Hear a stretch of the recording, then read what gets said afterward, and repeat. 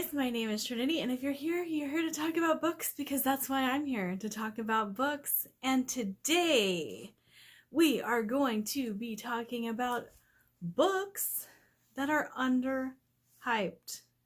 Books that I think need more attention. Books that I think are fantastic, but don't get a lot of mentions on BookTube or Twitter or Instagram, any of those platforms. And books that I just love. I love them. They're amazing, but they don't get talked about. And in my last video, I did talk about books that lived up to the hype, but these are books that just aren't talked about, underhyped. And the first one I'm going to talk about, you guys probably already know, the Draconis Memoria trilogy by Anthony Ryan. I don't hear a lot of people talk about it. However, since I have joined the BookTube community, I have actually been able to convince people that they need to read it. And I am very thrilled about that fact. And I know that a lot of people really like Bloodsong, but I think the Draconis Memoria trilogy is better. And I mean, I love Bloodsong. I love Anthony Ryan's writing, point blank, period. But the Draconis Memoria is something that I just adore so much. I love all of the elements of it. I love that there is just this Indiana Jones type magical artifact discovery parts and bits to it. I really love that there's this like Mistborn element of, you know, instead of metals, it's dragon blood, but we get that kind of feel for the magic system. And I really just love the naval battles in this. And a lot of people start talking about Pirates of the Caribbean, and those are the three things that they want to talk about when they start talking about the Draconis Memoria trilogy.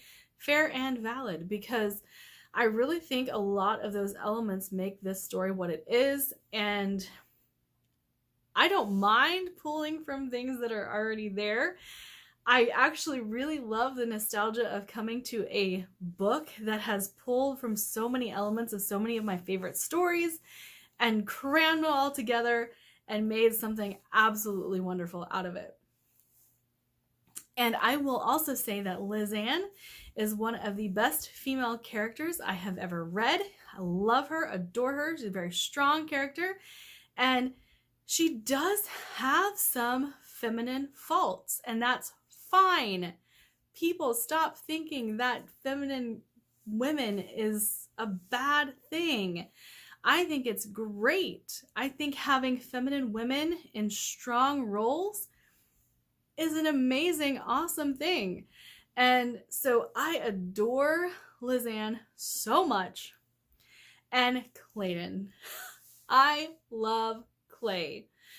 He is the epitome of anti-hero, and those are my favorite types of characters. And so I really think that the Draconis Memoria trilogy delivers so many great things, and it needs to be read more. It definitely does. And then the next one I want to talk about that I also don't have a physical copy of. Well, I obviously have a physical copy of Draconis Memoria, but I didn't want to dig it out, especially since you guys see it in all of my videos. But the one I don't have a copy of would be Blackwing by Ed McDonald. I really need to get my hands on these books, but I keep trying to find them in hardback, which is almost impossible in the United States. But I really love this series. And again, anti-hero to trump all anti-heroes except Clayton Torquay. But we also have a feminine, strong female character. I really like that. I get tired of the trope of I am not like other girls, which I know one of my favorite series has that trope in it, but I get tired of that because I am a strong female, but I like to wear makeup. I like to wear pink. I like to be pretty. And even though I have half of my head shaved, like I still like to dress up and be feminine and do feminine things, but that doesn't make me a not strong female. But we have that in Blackwing as well, and I really, really adore the setting of this story so much. It is unlike any setting I have ever read before. And the way that he writes about the misery, the first thought that popped into my head is, oh my God, we need a movie. We need a movie so bad. And like I could just picture everything that he wrote about. His descriptions were so good. And you guys know me, I'm not a big fan of description, but the way he described everything was so very deliberate. The world building was so cool, and the magic system being filtered by moonlight, it was so awesome. And then we have the Deep Kings and all of those things, which are really creepy. But you know, I like a creepy element to my story as well. So Blackwing and the Raven's Mark series really delivers on a lot of really fantastical elements that I love in books. And we have exploding tattoos. I mean, there's just so many elements of this story to love. And the writing is so good. So good. But I think that I don't ever see anybody talk about this series, but I adore it so much. I think that it needs to be read by more people so you can talk to me about it, because I don't ever hear anybody talk about it. And yeah, Blackwing by Ed McDonald. Everybody go pick it up. Okay, the next one on my underhyped books would be The Library of the Unwritten. Now, I don't hear a lot of people talk about this, but I absolutely love it. I've seen it on Goodreads, but I've never seen it on BookTube. I've only barely seen it on Twitter, but this series is so good, and it might be the ridiculous premise of this book that keeps it from being talked about, but I have to say the ridiculous premise is absolutely fantastic. It is about a library in hell where unwritten books go to die, but their characters want to live. And so they escape the books, and the librarian has to go track them down, and shenanigans ensue. Part of this story is that the angels do think that the librarian holds the devil's book, and so they are also chasing the librarian while the librarian is chasing the character that has escaped its book. So it does get a little tangled in its telling, but it is so fun. This book is a blast and a half, and I think that more people need to read it. Okay, and my love of dark novels is about to rear its ugly head, and I don't care. But Burial Rites by Hannah Kent. This is about the last woman in Iceland to be executed, and her story of how she got to be where she is, and why she may have killed the person she killed, and how no one cares about her story because she is a nobody and a nothing in this society. And she talks about all of the hard choices in life that led up to her actual execution. And so Burial Rites, basically, instead of being in prison, she goes to live with a family for an amount of time while a priest is sent to give her her final rites. And In doing so, she befriends the priest and the family and tells them her story. And it's very heartbreaking, it's very dark, and it is very, very good. Very good. I think that this is a must-read book. But I understand that not everybody likes the dark things that I do. I just think that it is very underhyped, especially because I know there are a lot of readers of dark tales out there. I think this is one that needs to be picked up by the darker readers. All right, and a very recent read for me, and a book that is making a little bit of a resurgence on BookTube, but that would be The Strange Case of the Alchemist's Daughter by Theodora Goss. Now, I adore these characters. That's coming from me, a plot-driven reader. I adore these characters so much. I think the way that this is delivered is brilliant. And so basically, there is a character in the story, and I don't want to say who it is because it's a little bit spoilery, but who is writing the story. And it is the story of how the characters of the daughter of Frankenstein, the daughter of Hyde, the daughter of Jekyll, the daughter of Rappaccini, and the daughter of Moreau all come together and start living their lives together. And it's very intriguing. The whole time you think that they are on the hunt for Hyde, which they are, but this is after the fact, and they are sitting down to tell their story so they can sell it. And one of the girls is writing, but you get little tidbits that come up like text message conversations of the girls interrupting one of the other girls that's writing the story, saying, "That's not the way it went," or "What did you expect? That's just me. That's my personality." And very cute. Very, very cute. I've never seen anything like that. And it really gave a very great insight into how the characters worked. It gave a very good, I was able to enjoy the characters more because more of their personalities came out. Even the side characters, you get a lot more of their personality because they speak up. And I really enjoyed that, and I can't wait to finish this. And I really think a lot of people need to be reading it. Or a lot more people need to be reading it because it is great. It's one that I would classify as a new adult. However, some marketing team somewhere decided to classify it as young adult.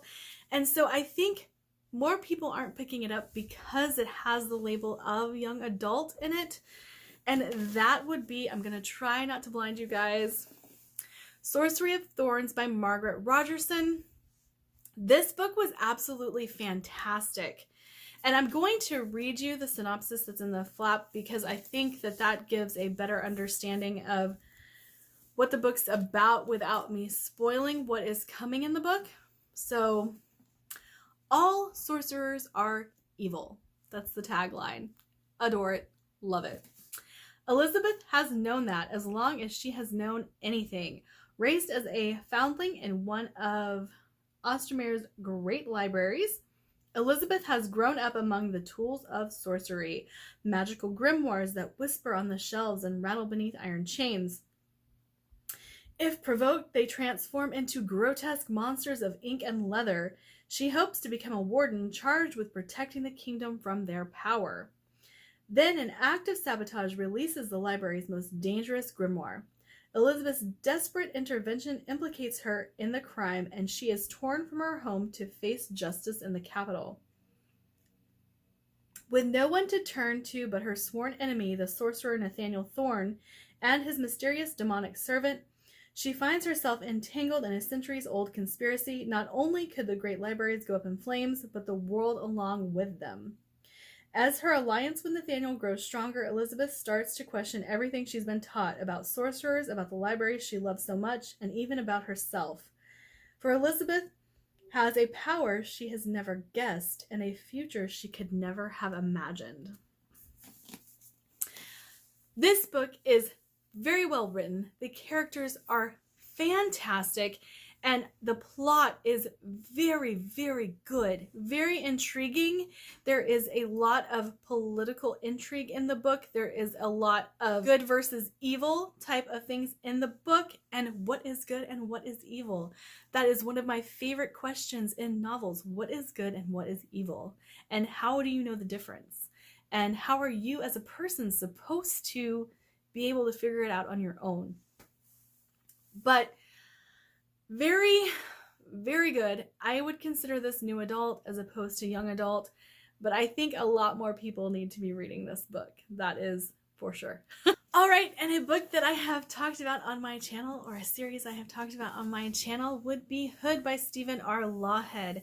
This is a Robin Hood retelling. It is the King Raven trilogy, and if you like Robin Hood, there is absolutely no reason not to pick up this book, because I think this is the best Robin Hood retelling I have ever read, and I don't know why more people aren't reading it.